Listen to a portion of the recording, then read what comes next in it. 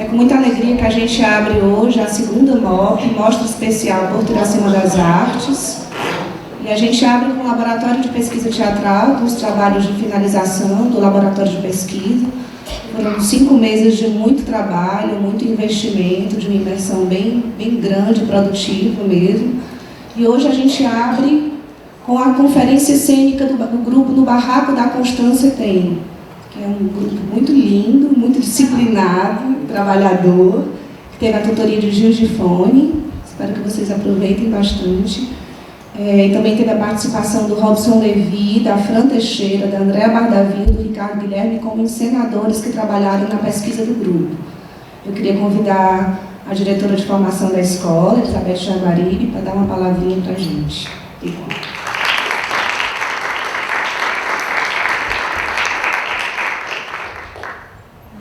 Boa noite. Eu queria dizer para vocês que essa abertura da mostra, que a gente chama MOP, né? Mostra de Artes do Porto Iracema, reunindo os trabalhos dos 4 laboratórios e algumas experiências do curso técnico, dos cursos básicos da escola. É um momento importante. A gente acha que nessa segunda edição a experiência indica que o projeto se consolida, muito especialmente pela adesão dos artistas, né? Esse modelo do laboratório, ele é um modelo que depende muito especialmente dos artistas, né, que se envolvem nos processos, dos professores. Eu gostaria de desejar a todos boa sorte, né? A partir de agora os projetos ganham corpo e passam a circular. Eu gostaria de agradecer muito especialmente ao Gil, que conduziu esse trabalho de uma forma muito interessante, muito instigante, aos ensinadores aqui, a Andréa, a Fran, ao Ricardo e ao Robson, e desejar a todos boa sorte. E convidar-vos a participar das outras apresentações da mostra, tá bom? A gente vai ter uma programação intensa até o dia 22 de dezembro. Assim, hoje não saiu ainda nosso flyer, mas a gente já está divulgando na internet. Também em breve vai estar o flyer impresso com toda a programação da mostra, vocês fiquem ligados, tá? Aí eu queria chamar o Gil Gifone, que vai conduzir hoje essa conferência.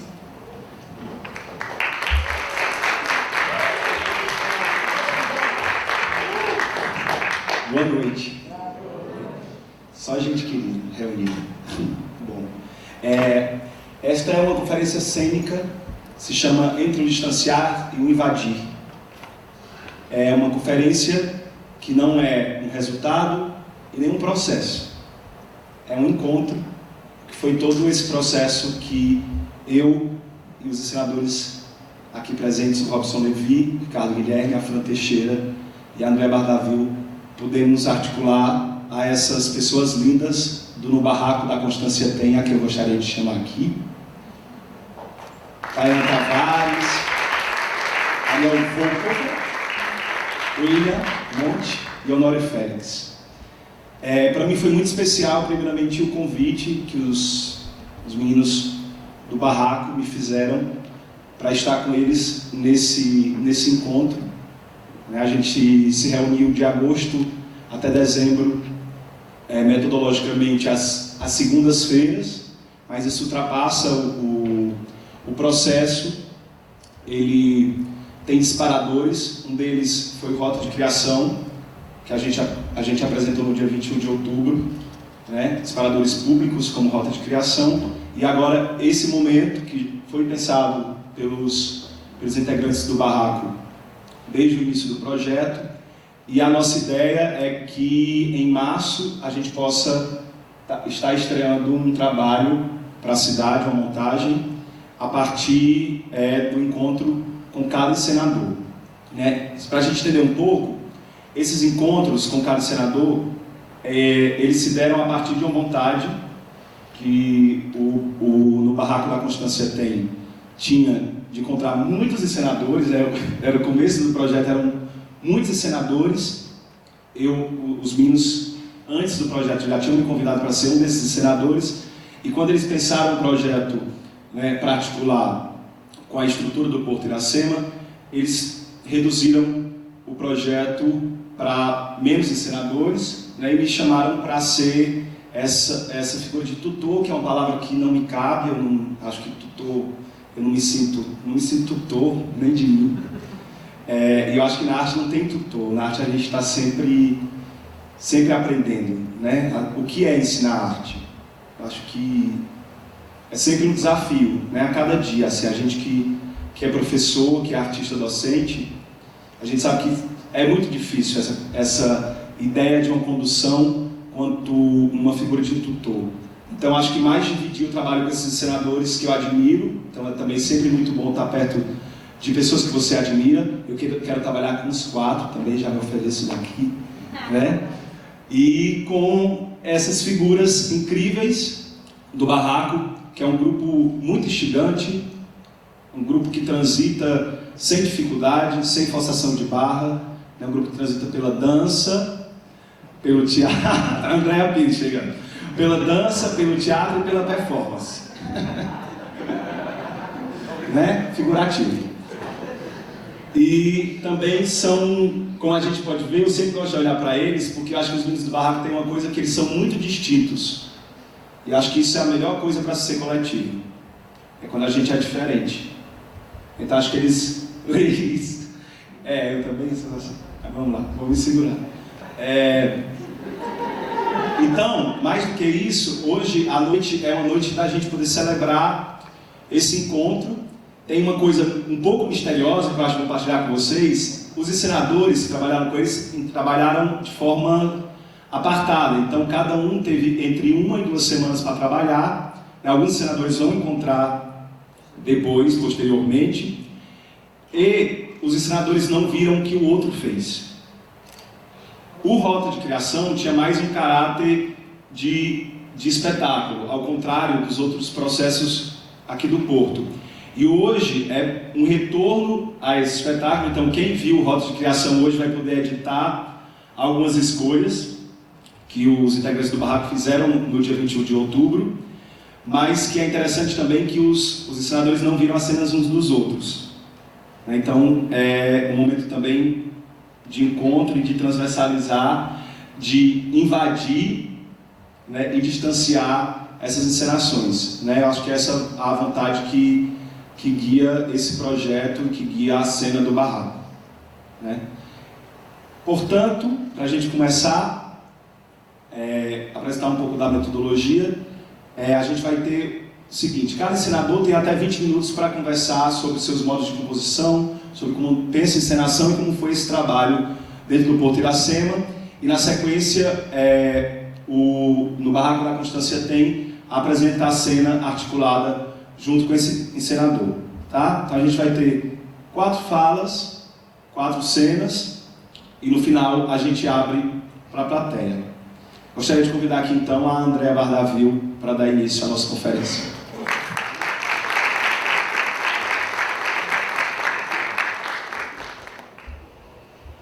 Bom, boa noite. Agradecer a oportunidade de estar aqui nesse projeto, agradecer a oportunidade de estar com eles, assim, ainda que pouquinho, porque parece muito, mas é muito pouquinho, né? E dizer que eu cometi uma pequena subversão na ordem das coisas, assim. Como a gente tinha em torno de 25 minutos para falar do processo e para apresentar uma cena, e como eu decidi não apresentar uma cena, eu vou usar esses 20 minutos que eu falaria para falar menos e apresentar alguns dos procedimentos que a gente usaria para chegar na cena, né?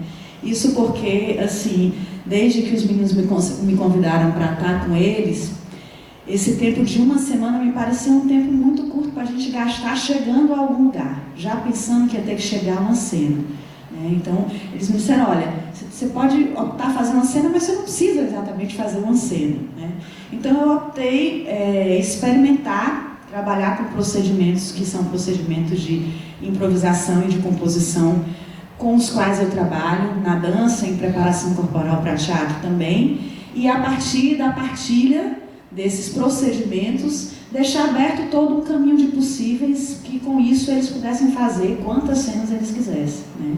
Então, na verdade, o meu interesse foi, além de partilhar esses procedimentos, para partilhar o meu processo de sistematização desse material que a gente chama de material bruto, né, das improvisações. Porque uma das coisas mais difíceis que a gente tem no processo de composição a partir de improvisação é como é que a gente sistematiza, como é que a gente codifica e como é que o que é improvisação vira composição, né? Sem perder o frescor, mas sem abrir mão do rigor, né? Porque quando a gente fala de composição, a gente não pode deixar de falar de rigor, que não é a mesma coisa que rigidez. Então, assim, o trabalho que eu faço em qualquer circunstância, seja de sala de aula, seja de composição, é um trabalho que parte da ideia de mapas sensoriais, né? Meu trabalho vai muito pela sensorialidade e eu criei uma espécie de mapa onde eu trabalho com conceitos de ambiência, de corporeidade e de itinerário sensorial, onde, ao experimentar alguns procedimentos e ao tentar descrever nesse mapa esses procedimentos a partir desses conceitos que a gente trabalha um pouco antes, a gente consegue codificar minimamente os percursos, né, os resíduos corpóreos, e quando a gente fala de corpo, a gente fala corpo-mente, né, que a gente vai experimentando nos trabalhos de improvisação e de composição. E foi isso que a gente fez. E aí eles, no final da primeira semana, eu já não tinha uma cena. Então é claro que eu não tinha uma cena na segunda semana de trabalho. Então, na verdade, o que a gente fez na segunda semana de trabalho foi voltar a esses procedimentos e encontrar uma forma de mostrá-los, de dividi-los com vocês, que é isso que a gente vai fazer aqui, né? E a gente está chamando isso de traçados de uma experiência, porque de fato são traços, né? São linhas de possível ou linhas de fuga, como preferirem, né? Dos processos que a gente vai traçando. E aí eu prefiro que eles mostrem, né, um pouquinho disso dentro desses 20 minutos e no final a gente converse, porque com certeza vai ter muita coisa bacana e muitas questões para serem trocadas e partilhadas aqui até o final da noite, tá bom? Então, o traço número 1 é a descrição.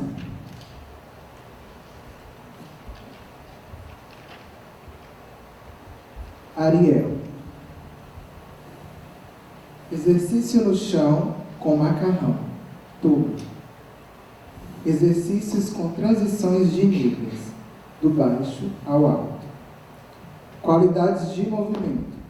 Movimentação cada vez mais fluida. Móvel. Exercícios iniciais de olhos fechados. Transições entre posições desconfortáveis. Investigação de movimentações. Diferentes modos de mover. Improvisação. Anotações.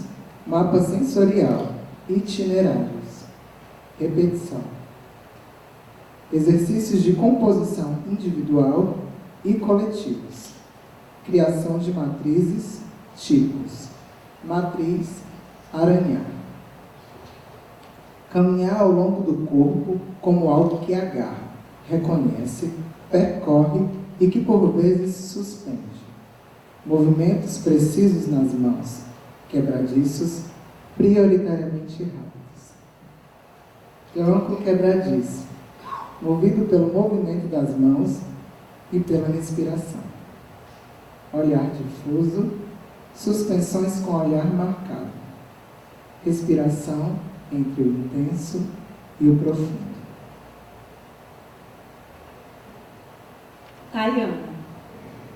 Chegar à sala e entrar nos tubos. Respirações, posições desconfortáveis e torções. Tudo se torna passagem. Nada é permanente. Níveis espaciais. Desequilíbrios no nível alto. Pensar nas qualidades que eu dou ao movimento que surge. Mapa sensorial. Matriz, ambiência e itinerário sensorial. Matriz, pajé. Asas de pássaro. Fluidez, respirações profundas. Expandir e suspender. Pausas são bem-vindas. Criar espaços dentro do corpo. Nadar no vento, envolvê-lo em um abraço. Variar os tempos, os ritmos e os espaços da matriz. Quando o corpo é ativado, tudo vira material de trabalho. Improvisações com as matrizes. William. Criação de nossas malas. Maneiras de entrar no chão. Toques no outro. Transformação do toque em banalidades. Como o pé pisa no chão. Que chão é esse? Sensação que também é estabelecida com as mãos. A coluna é o que liga essas linhas de força. Criação de formas de dizer. Não é só o movimento, mas a sensação. Criação, construção de vocabulários. Lidar com o lugar do conforto. Desconforto como lugar de não automaticidade. O hábito do desconforto. O desconfortável não pode ser barreira para a invenção. Nosso momento de trabalho não pode ser um deserto. Estado de invenção como uma instauração, sofisticação do que foi colocado nas malas, nuances na qualidade de movimento, chegar em lugares de consistência no que tem nessa mala, construção de uma possível cena, esta pensada como bloco de sensação, intensificação de processos, estabelecimento de trabalhos individuais, potencialização de trabalhos coletivos. Como acessar outros modos operativos dentro da matriz criada? Matriz, bola seca. Continuação da respiração com mãos e dedos, constituindo linhas horizontais, verticais, recolhido, estendido, simétrico e assimétrico. A respiração leva a pequenos chicoteios. Os braços levam a pequenos saltitos internos. Honório. Chegar meia hora antes, deitar, deixar escoar, varrer as informações da rua. Pesar, pesar, pesar. Desencolher. Respirar. Respirar é muito importante. Descansar e confortar. Crescer. Abrir espaços. Fechar os olhos. Ficar. Permanecer é muito importante. Não formular julgamentos e nem pensamentos complexos. Estar em estado meditativo. Árvore, canção, vento, terra, fogo, água e escorrer. Entrar no tubo, abrir os braços, as escápulas, soltar a coluna, torácica, lombar, com calma, devagar, vértebra por vértebra, andar por andar, tudo por toda a coluna em sua altura. Repousar, pesar, sair, escorrer, respirar e ir. Ir nas expirações, escorrer, escorrer, escorrer. Água de rio, encontrar e ir.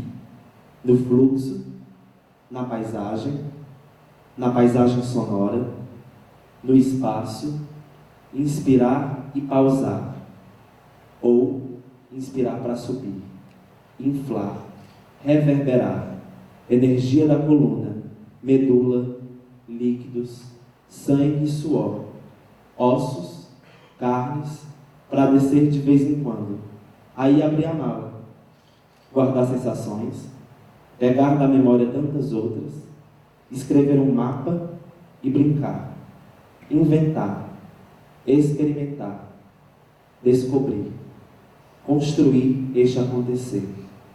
Matriz, o fraturado.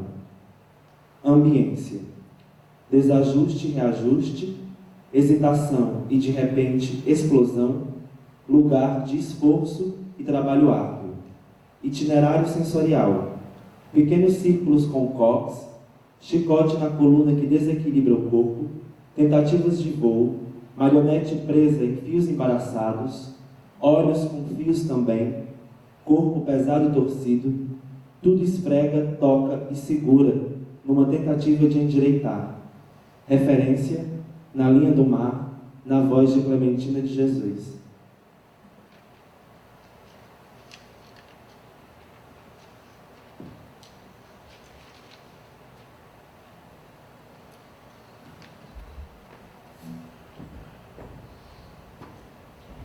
Traço 2, matrizes. Foi.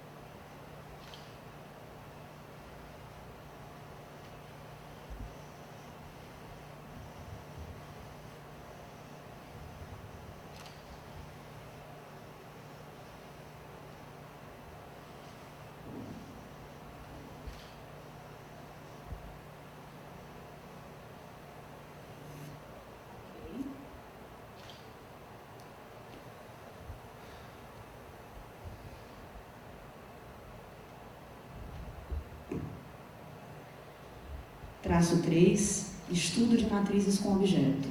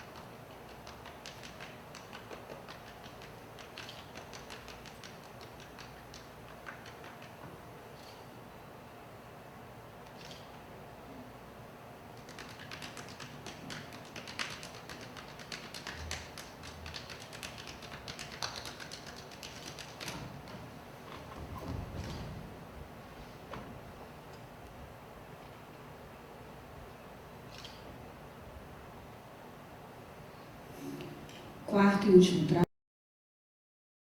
traço, brincando de videoclipe.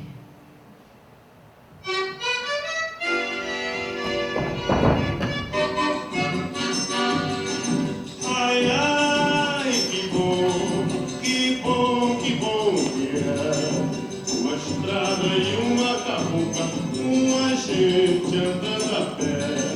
Ai, ai, que bom, que bom, que bom que é uma estrada e a lua branca no sertão de Canindé. Automóvel lá nem se sabe se é homem ou se é mulher.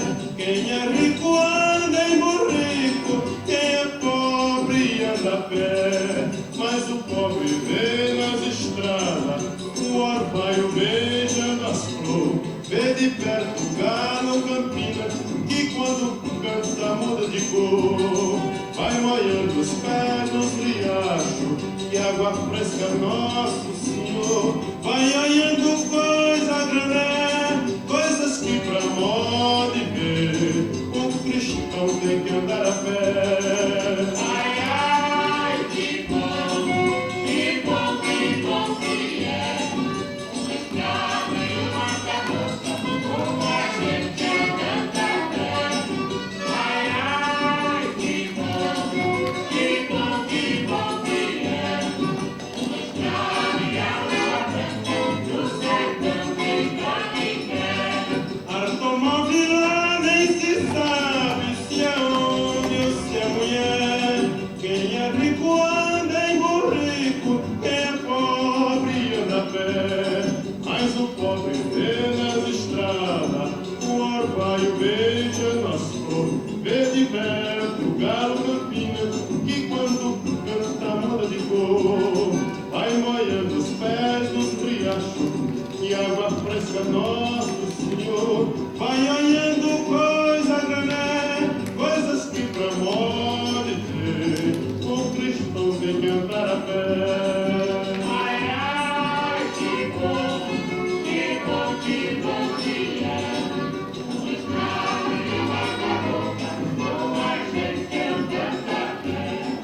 Ai, ai, que bom, que bom, que bom que é uma estrada e a lua branca no sertão de Canindé.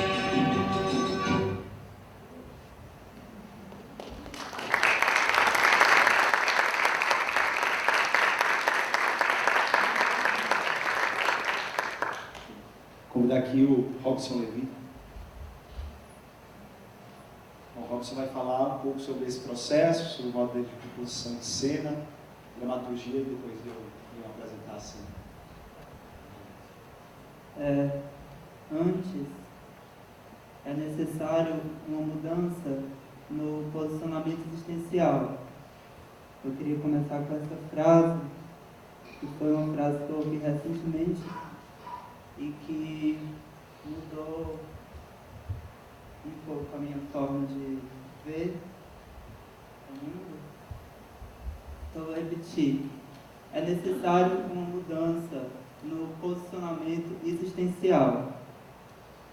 Quando os meninos pediram para eu falar um pouco sobre o meu modo de operar enquanto senador, eu penso que não há um modo fixo de como Robson operar enquanto senador.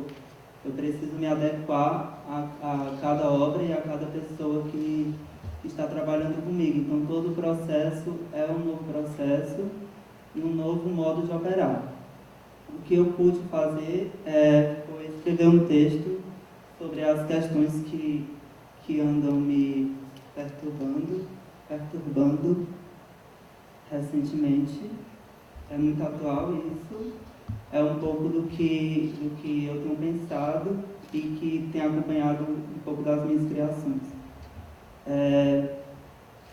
Eu vou ler.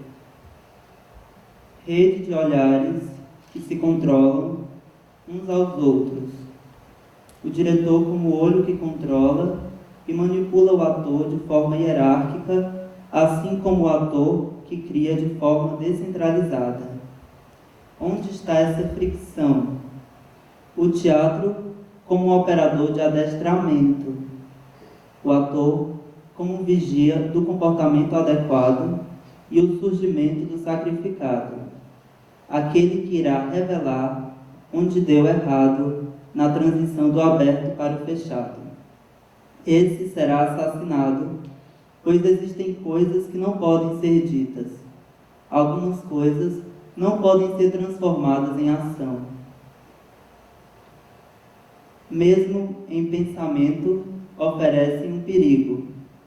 As instituições disciplinares produziram uma maquinaria de controle que funcionou como microscópio do comportamento, aparelho de observação, de registro e de treinamento, máquinas de observar.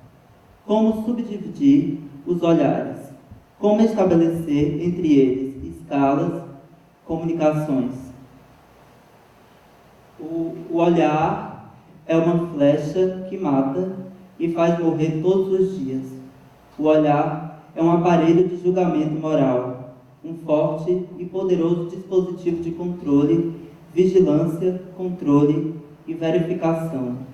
Nada que ameace deve tornar-se duradouro. As ameaças precisam ser detectadas e removidas, extirpadas. Reafirmar a existência do olhar disciplinar para levantar uma reflexão sobre a necessidade da existência do olhar disciplinar. Especificar a vigilância e torná-la funcional. Investigar formas de vigilância e, se possível, uma vigilância que levante questões sobre a necessidade da vigilância e sua origem, seu nascimento. Um controle intenso e contínuo. Onde há relação sem vigilância? Como pensar fronteiras livres de funções, livres do controle do mestre? O encenador é um mestre? O ator é um operário? O ator é um executor quase maquinal, não pensante. O ator é um executor quase maquinal, não pensante? O ator é necessário. O ator é necessário? O ator é necessário. A desordem e a confusão tornam necessária a atividade de um elemento organizador. Mas não se trata também da construção de um dispositivo de captura e manipulação da experiência? Organização de controles, relação de controles, hierarquia, fiscalização e novamente controle.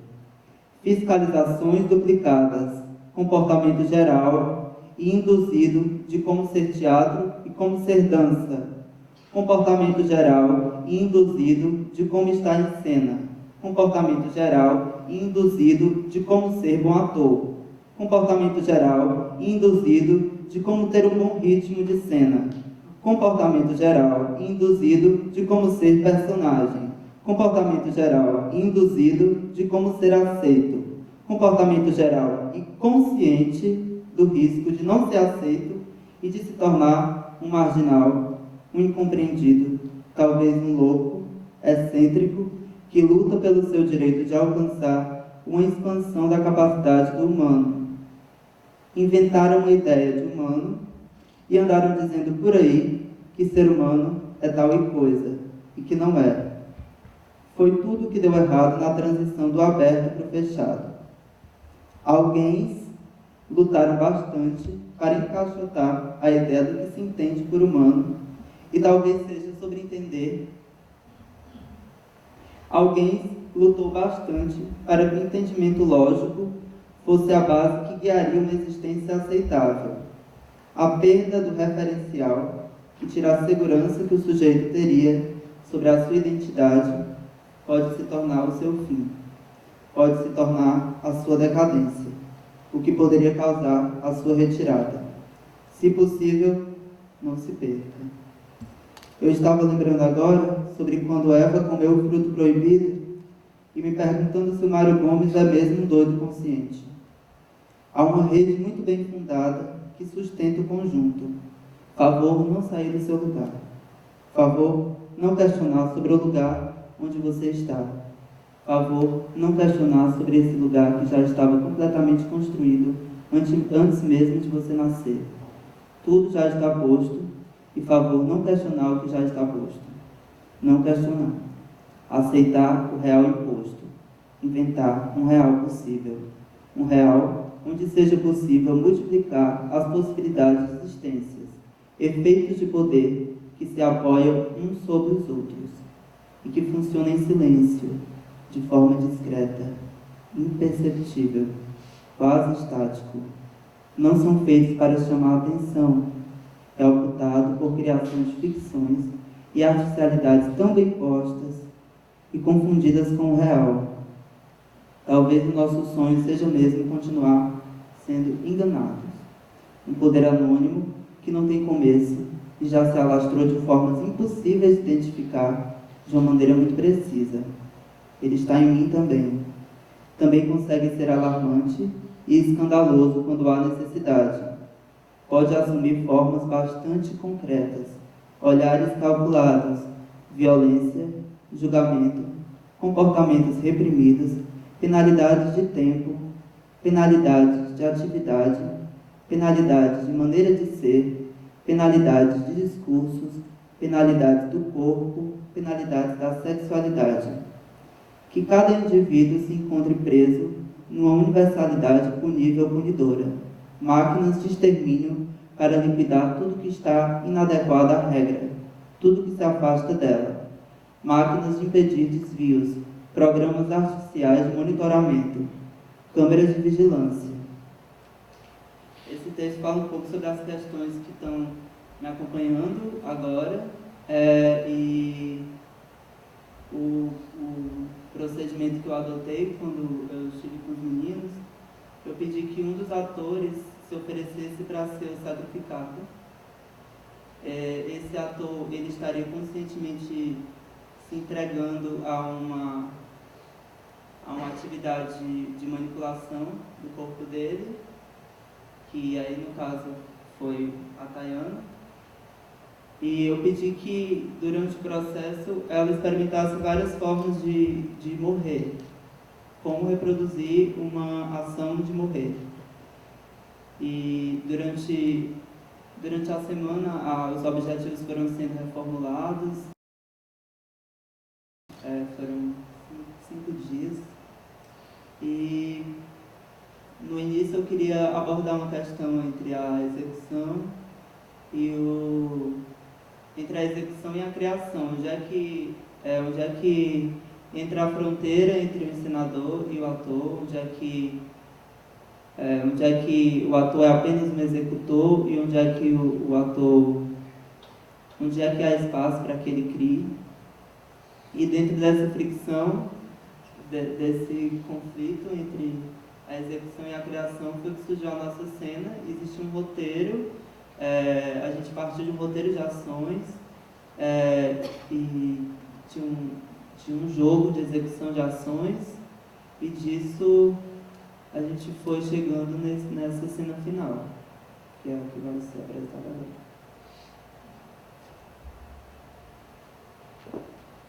Obrigado, Robson.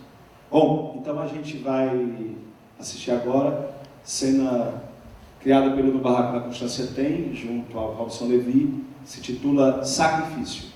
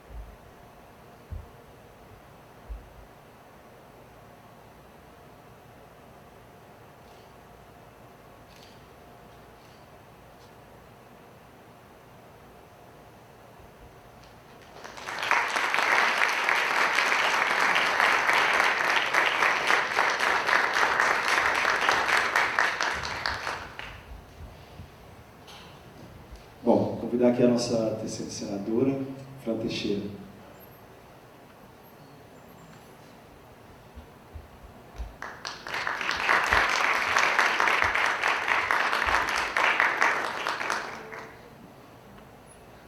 Boa noite. Vamos lá. Esse trabalho com o Barraco é um grupo que eu também já venho acompanhando, fiquei super feliz pelo convite, sou muito fã dos meninos, acho que eles têm feito coisas interessantes na cidade, pela cidade, assim, e fiquei feliz de poder participar.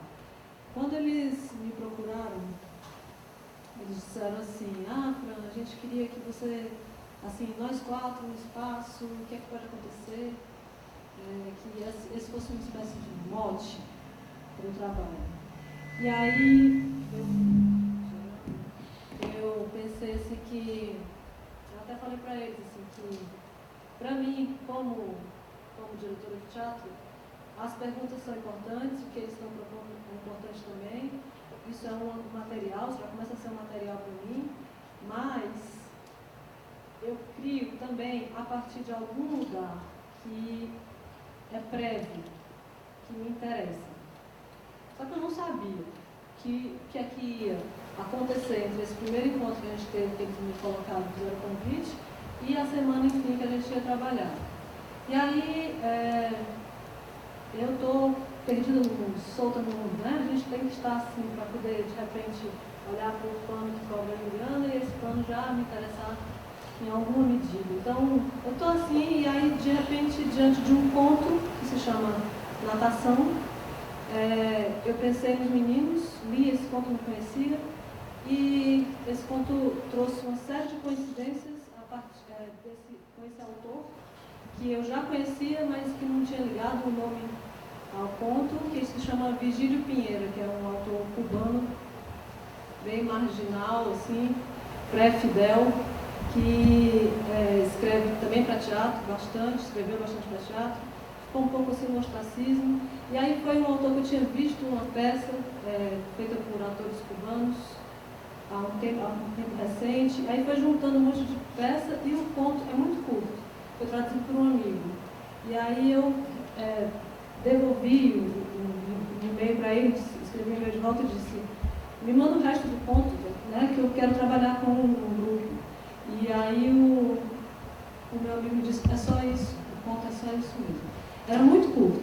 Então eu achei que era um material também interessante, não só porque era curto, mas porque tinha aparecido nessa zona aí aberta que eu estava procurando alguma coisa para trabalhar com eles. Eu não queria trabalhar com alguma coisa que eu já tinha, eu queria justo com eles, no espaço, os quatro, e nesse tempo que nos separava o convite para o trabalho, que algo acontecesse. E aconteceu de uma forma muito curiosa esse ponto desse autor cubano. Bom, isso aí já temos 2 ou 3 materiais para trabalhar. E aí começamos. Então, a partir do conto, do que ele tem ali descrito, os exercícios foram surgindo. E o conto da natação fala basicamente, o autor fala basicamente sobre que aprendeu a nadar no seco. Aprendeu a nadar no seco. Nadar no seco, né, a gente sabe que é uma expressão que tem 15 mil possibilidades de leitura, desde nadar no seco mesmo até o que não dá em nada, né? Nadar no seco não dá em nada. E aí a gente foi aprofundando um pouco isso e a relação entre nadar no seco e o trabalho sobre o impossível, ou a partir do impossível. E ao longo dos 5 dias de trabalho, a gente foi também entendendo que o impossível em arte é uma decisão. Então nós meio que decidimos por representar, ou explorar, ou apresentar o que seria nadar no seco, seria um impossível. E aí foi por aí a coisa com os meninos, mas não premeditadamente assim, o que é que tem que eu gosto de fazer? Que eu gosto de ver que os atores podem estar junto comigo nisso.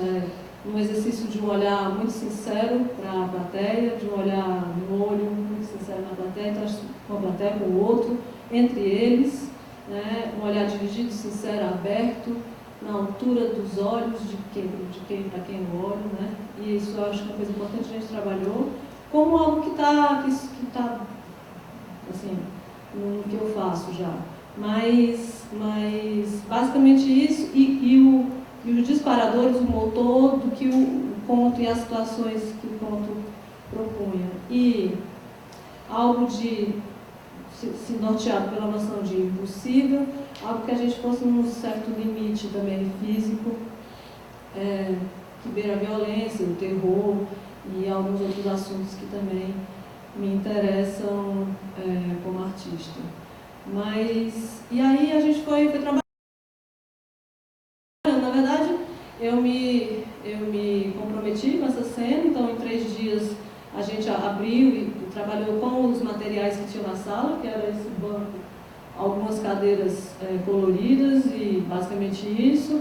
E a gente foi trabalhando com o que tinha na sala, não na proposta já de fazer uma cena, mas de fazer exercícios muito breves de narração, reconto, a partir da escrita, eles escreveram sobre esses impossíveis, o impossível, que é impossível para cada um. A gente foi fazendo assim, e esses materiais foram se fundindo, e também especialmente na imitação mais simples do gesto do outro, até o extravasamento disso criativamente. Então, foi basicamente isso. A gente trabalhou 3 dias, no quarto a gente começou a editar o material, e no quinto, do quarto para o quinto, a gente já começou a criar uma cena assim.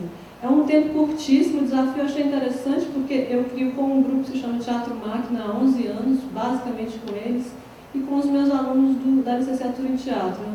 Eu sou muito fiel ao meu grupo, eu nunca dirigi outro grupo, né? A não ser pequenos exercícios muito curtos e rápidos, mas nada fora do grupo. Então, estar com outro grupo também foi importante, porque era um tempo restrito, isso me interessou, assim, um tempo restrito com 4 queridos, mas bem desconhecidos ainda, em pouco tempo.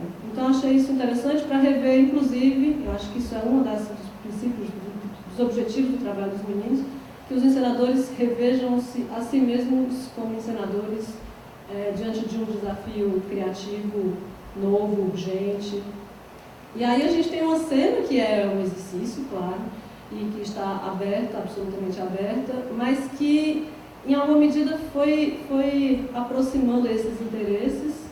E eu estava escutando uma música, Killing Me Softly, Killing Me Softly, não sei cantar muito bem não, que é mais em espanhol, uma cubana, o Mário Portuomo. Então a gente foi fazendo essas redes de referências e coincidências que, quando a gente está solto, perdido no mundo, elas vão aparecendo. Quando a gente está muito decidido a trabalhar com uma coisa, talvez essas redes de coisas vão aparecendo. E aí, isso foi acontecendo assim, durante essa semana.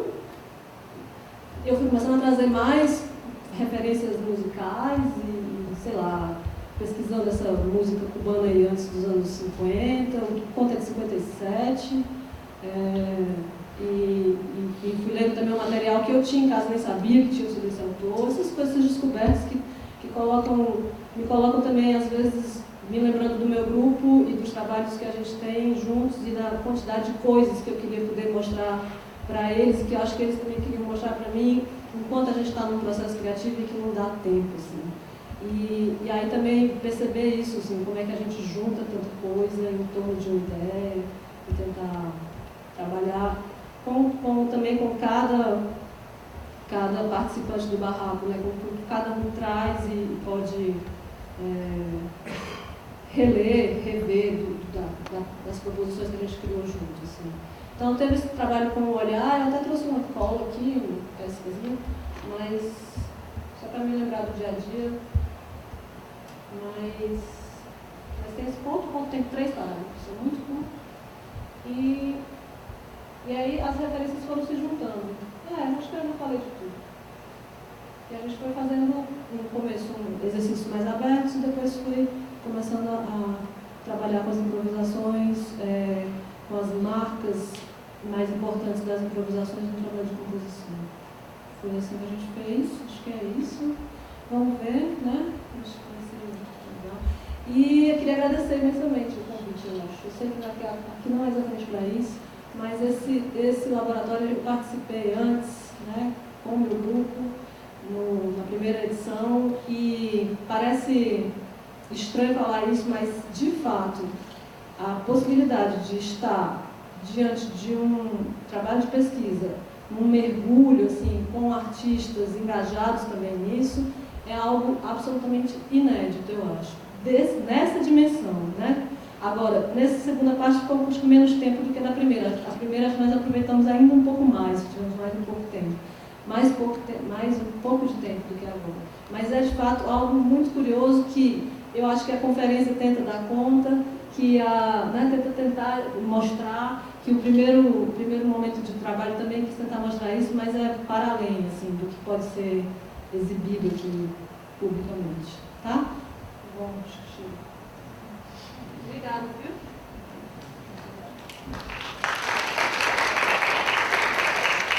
A cena agora é natação. Fran Teixeira e no barco da Constância Penha.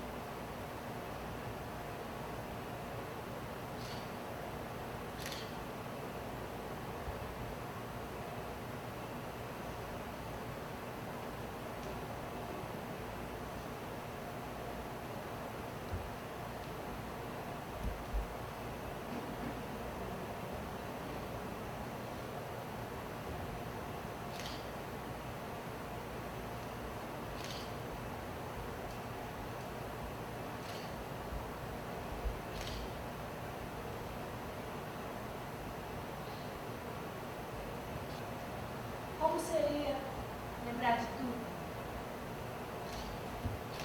Como seria nunca esquecer? Lembrar das coisas do útero, das pessoas da nossa infância. Como seria lembrar de tudo? Poder esclarecer alguns fatos, poder reviver momentos bons. O dicionário diz que memória é a capacidade do ser humano de acessar informações com facilidade. Para mim, memória é estar consigo mesmo, o máximo que se consegue estar. Eu queria ser um grande livro de fotografias, com pequenos textos, histórias que eu possa contar, lembrar de tudo. Como seria lembrar de tudo? Como seria nunca esquecer? Seria uma loucura, uma grande loucura. No princípio, os meus amigos censuravam essa ideia. Evitavam os meus olhares, soluçavam pelos cantos. Felizmente, essa crise já passou. Felizmente, essa crise já passou.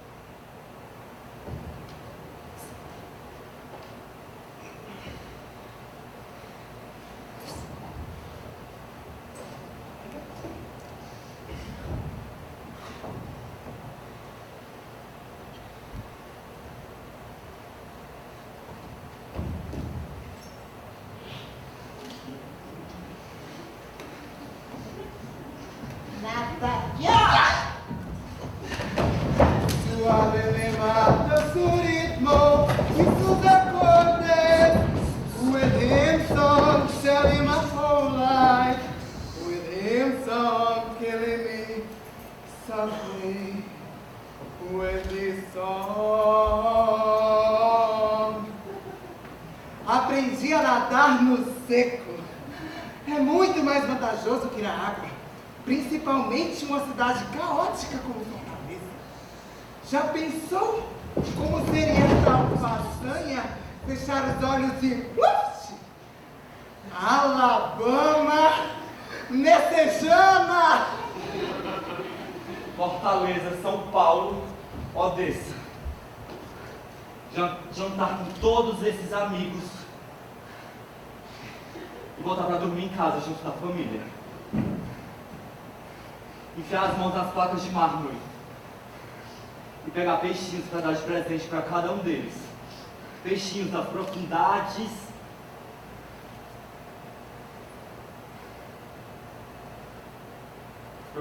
submarinas.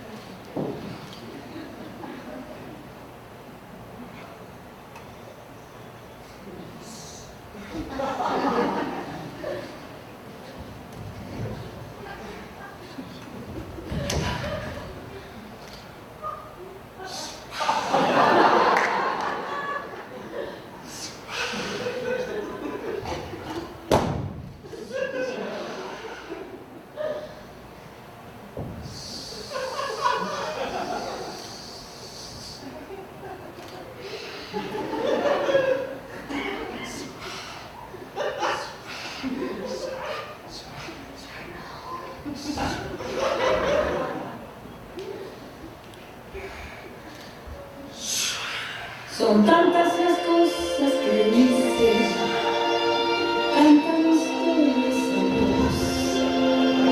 Suave levanta su ritmo, esos acordes.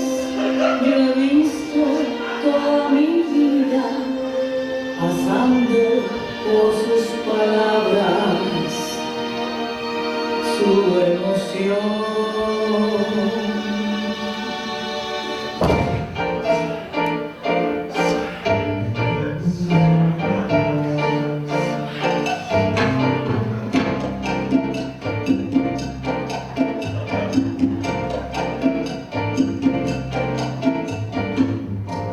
Oí que alguien cantaba una buena canción.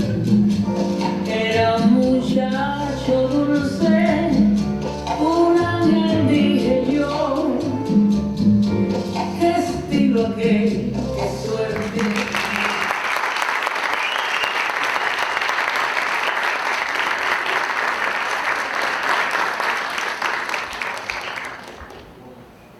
Chamar aqui, nossa última conversa e última cena, Carlos Guilherme.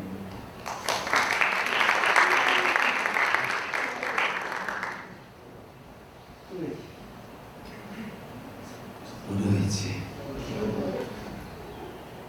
Bem, claro, o tempo foi dado a cada um de nós é igual. Foram 2 semanas. Uma em determinado período e outra no outro período. Há uma separação aí de, acho que um mês, um pouco mais, entre uma semana e outra. E o processo começou antes dessas 2 semanas. Quando, do convite do grupo do bar que a Constância tem, eu propus a eles que eles escrevessem o que é Corações e Mentes, foi esse o tema. O que ia, do ponto de vista intelectual, o que eles queriam com esse projeto? Qual era a pegada, né? Do ponto de vista intelectual, conceitual. E eu chamei isso de mente, né? De pensamento deles. E coração seria o que eu tenho vontade mesmo de fazer, vontade, sem nenhum percurso intelectual. Desejo, puro desejo, para escutar exatamente, porque é assim que gosto de trabalhar. Eu venho, não sei se todos me conhecem, mas eu tenho há 26 anos um trabalho, né, de pesquisa, de inauguração de uma tentativa de uma poética, né, chamada Teatro Radical, e que já produziu mais de 50 espetáculos, não só sob a minha direção, mas com outros diretores. Então me interessa permanentemente fazer com que essa poética tenha obedeça, digamos, a uma ética, mas que ela tenha várias estéticas, que ela possa ser.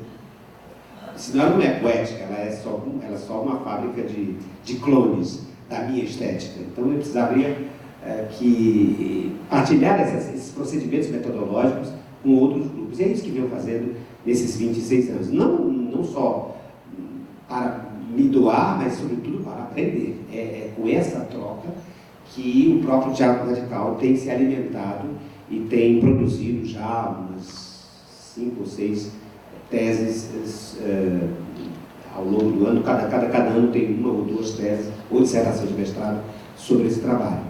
Então, no caso específico dos meninos, é isso. Eu cheguei desarmado, eu não cheguei com texto, nem com texto meu, nem nada. Eu queria realmente o encontro, que nascesse do encontro ali. Não preparei absolutamente nada, a não ser essa pergunta que fiz a eles. Me escrevam o que é que vai na mente de vocês e o que é que vai no coração de vocês, o que é que vocês querem fazer. E cada um deles me escreveu, mente e coração. Escreveu e eu li, e no primeiro encontro nós lemos juntos tudo isso, e acrescentamos, etc. E desses 4 textos, né, em 2 dimensões, restou um que me parecia o mais abrangente, fiel, complexo, e não só a mim, pareceu também a todos concordaram que aquele era o que estava mais fidedigno, né? Fazia uma leitura mais fidedigna do pensamento coletivo, apesar das diferenças. E era exatamente o texto que tinha sido escrito pelo Honório Félix, e que falava exatamente do processo, invadir como é que alguma coisa é pessoal e depois vira coletiva, e como é que alguma coisa que é coletiva o indivíduo absorve. Era essa a questão. Isso passou a reger o trabalho. Onde é que sou eu, como é que eu reflito no outro e como é que o outro reflete em mim. Como é que eu, que tenho individualidade, tenho um pensamento, sou reflexo de alguma coisa que o outro me deu, não é? No contato interpessoal. E como é que alguma coisa que é exclusivamente minha contagia o outro a ponto de se tornar algo coletivo e não individual e sim interpessoal. Era essa a questão, e é esta a questão que povoou aqui o exercício. Sem texto e sem nenhuma marca, então, começamos a aplicar, digamos, a metodologia nesses, digamos, 10 dias, né? Na verdade 5 dias de proposição, mais 5 de refinamento, digamos assim, tentativa de refinamento dessa expressão. Nós tentamos repassar alguns procedimentos do radical e do teatro radical. E o primeiro deles foi a questão do mito e do logos, quer dizer, o lugar onde aquele conflito entre o indivíduo e o social, entre o indivíduo e o social nasce. O logos do teatro radical é o útero do conflito. Qual é o lugar onde o conflito se dá? Ou melhor dizendo, qual é o lugar que faz com que o conflito exista? E chegamos ao ponto de um coletivo chamado plateia. Seria a plateia, uma plateia seria um símbolo aí mítico desse lugar onde cada um de nós é indivíduo, mas ao mesmo tempo forma um todo, forma um coletivo. Seria a plateia. Então o logos seria a plateia e o mito seria, né, o espectador, ou os espectadores, a plateia como espaço, o físico, cadeiras, etc., o lugar de onde se vai para ver, né? E o mito seria exatamente esse espectador, que é indivíduo, que tem cada um a sua referência, mas que ao chegar lá se torna um compacto coletivo. Era essa a discussão. E então começamos a propor uma série de ações contrárias. Talvez eu precisasse dizer aqui rapidamente o que é o teatro radical. O teatro radical trabalha com a tentativa de estabelecer uma ação fundamental para a peça inteira, para o espetáculo inteiro. O teatro radical é uma espécie de procura do átomo da cena, esse átomo feito de polaridades, de ações contrárias, né? Mas essa ação que vai se modificando à medida que vai se fazendo, vai criando pequenas nuances, mas é uma ação só. Então é um teatro sintético, minimalista e dialético, né? Porque trabalha com a dialética, com as questões das contradições, com as ambiguidades, as ambivalências das coisas. Então é uma cena muito radical nesse sentido, é procurar o que está na radicalidade dos conflitos e não uma cena que se configura a partir das variações, a partir da multiplicidade, mas sim de uma certa dualidade das ações. Na procura desse átomo, exatamente porque o átomo tem duas forças, não é? que giram e que à medida que vão ganhando movimento, vão ganhando nuances. Esse é o princípio, digamos, que é física e ao mesmo tempo é a procura do teatro radical. Então, nós chegamos a uma cena que depois, muito depois, eu denominei de Eu e Elos, que é exatamente a cena que nós vamos ver agora. Deve ser, não sei, acho que uns 15 minutos. Era o que tinha me dito que era uma cena de 10, 15 minutos no máximo. E fomos trabalhando fazendo com que os atores fossem propondo a partir dessa lógica da dualidade. Se tem o riso, tem o choro. Se tem o cair, tem o levantar. Então é como se fosse assim, um jogo de dados, um jogo de dominós, onde as pedras vão se encaixando. Quando você faz um movimento, o outro movimento contrário se impõe. Né? Na verdade, o estudo foi... Eu não dirigi no sentido de agora faz isso, agora faz aquilo. Eu tentei compartilhar com eles um pensar radical, um pensar todo o tempo dialético, todo o tempo com o contrário, trabalhando intensidades de uma mesma coisa, porque é outro princípio do teatro radical, trabalha com repetição criativa. Você repete, mas faz aquela repetição, tem uma determinada nuance que não estava na primeira vez que você repete. Né? Isso se chama de repetição criativa. Então, esses princípios de limpeza de movimentos e repetição criativa e trabalhar dialeticamente os movimentos, tentei partilhar isso com eles e eles próprios foram propondo isso e eu fui ajustando na segunda semana. Né? Depois peguei esse texto, base do Honório, e a partir dele escrevi um texto que serviria, que traduziria em fala essa ideia de que como é que eu reflito no corpo do outro, como é que o meu movimento se torna coletivo e como é que o movimento coletivo se torna individual. Né? O que nós somos a partir dessa ideia de plateia? Por isso que o título do exercício é eu, ao invés de eu e eles, que seria o coletivo do eu, né? É eu e elos, quer dizer, os elos que há entre nós. Né? Quer dizer, eu não sou só apenas eles seria uma outra entidade. Nós somos elos, no sentido de que nós, mesmo quando não somos nós no outro. É essa a ideia. E então resolvi ter essa cena que vem aqui, ela tem a primeira parte que é só movimento e som, e depois tem o texto final que fala desse conflito, né? desse impasse. Onde é que eu sou eu, onde é que eu me reflito no outro e onde é que o outro se reflete em mim.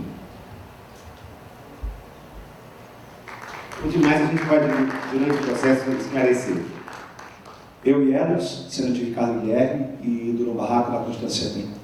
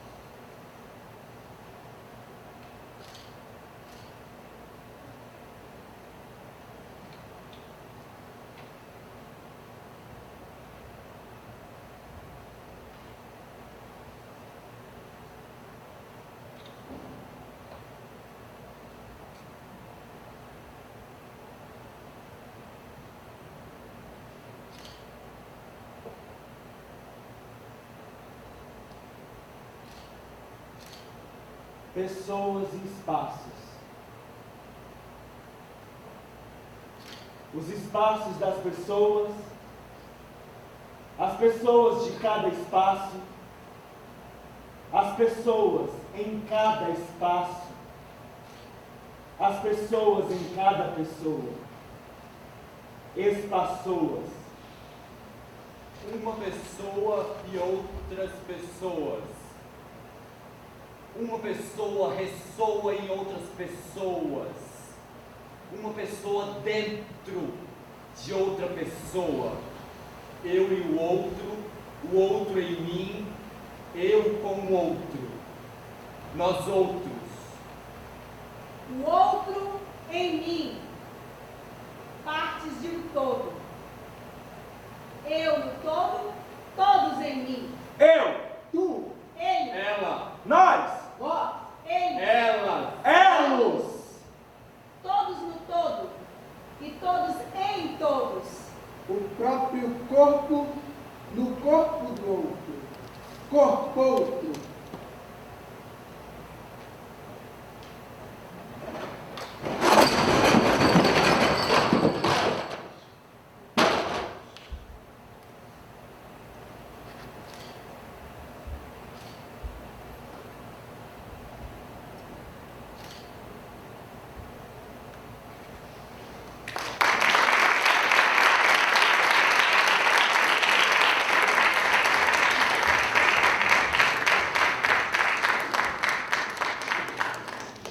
Bom, agora como continuidade da conferência, a gente recebe os meninos do Barraco, Honório, Thay, o William, Ariel.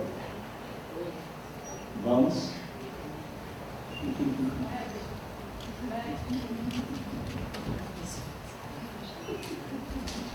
E a ideia é que a gente possa conversar um pouco sobre esse processo, abrir para a plateia, tanto para perguntas aos ensinadores, como ao Barraco. Tá bem?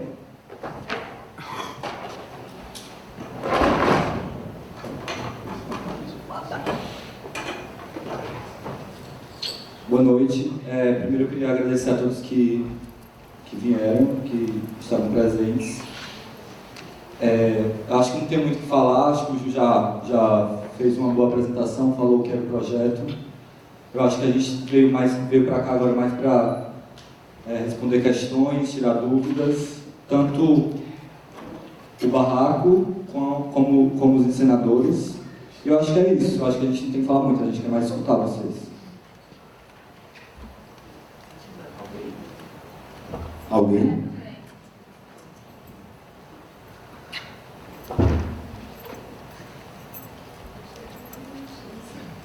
A gente tem 15 minutos.